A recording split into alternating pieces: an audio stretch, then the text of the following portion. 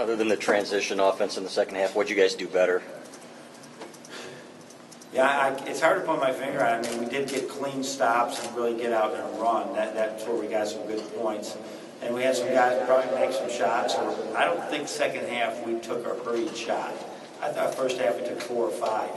All right, it's not working. And I gotta, you know, the things that we've had before from veterans.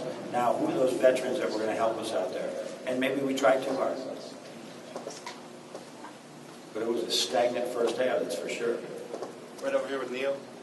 Coach, really in the second half, they committed 10 turnovers and they started fouling a lot. Do you think that was just a matter of you guys wearing them down, maybe them getting the team? I wish I would have felt that way at halftime. I'm not that confident. You know, I just went in there and said we just got to continue. We did give it foul trouble, right? And we got to the line 32 times again. In this game, to get there 30 times, not too many of our teams do that, so we're trying to get fouled that way.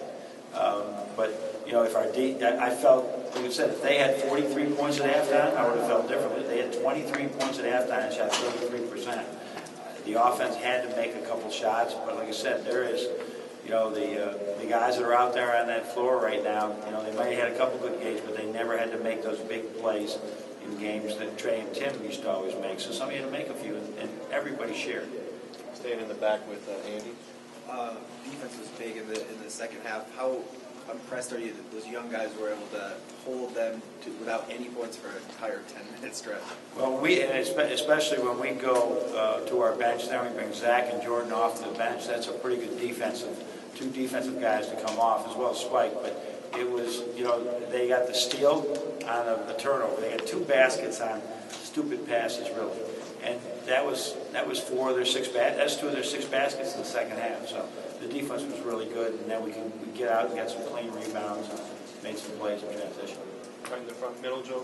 Coach, you watched the banners. Thanks, Coach. Appreciate it. That might be the best I've ever seen. I appreciate that. Thank you. I am pleased. So you don't know what to say. you saw the banners go up. Yeah. Is there some relief in sort of closing the book on last season and getting to work on this one? Yeah, I don't know if it's relief. I mean, but we need closure, that's for sure.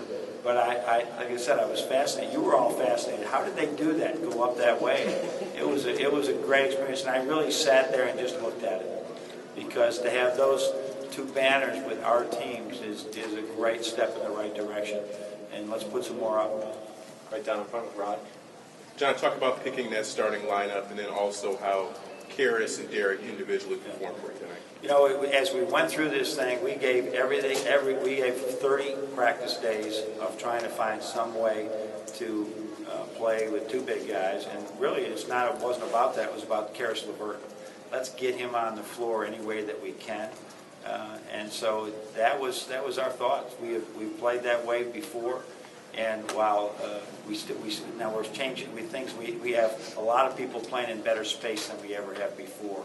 So Glenn and Karras are out there, Nick and Zach, they're all doing things that guards do, so that makes it good.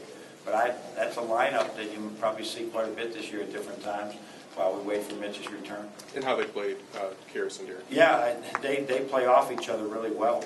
And so that's a defensive backcourt now, isn't it? I mean, they really can guard a lot of people. And so that kid at 11 there, and I don't know what he ended up with, but you know, he averaged 20 points a game and get his own shot, and he's probably about 23 years old, and Karras is 19, so he got some baskets on him, but Karras did a great job. And Derek, you can see, is just every day it's going to take him time to get used to what we're trying to do and we're trying to emphasize, but he's getting it. Stay right down the front with Daniel. The things that Karras have done, does that ever surprise you? Because I mean, last year he was going to be redshirted at this time, yeah. And he carved out a niche last year now to crack the starting lineup. Does he still do things that surprise you?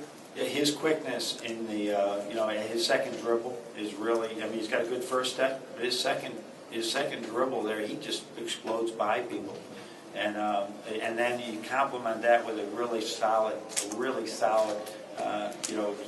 shot. He's a tough closeout, and that's all the game is now, is getting in the lane and people are closing out. You run it at him and he's going this way.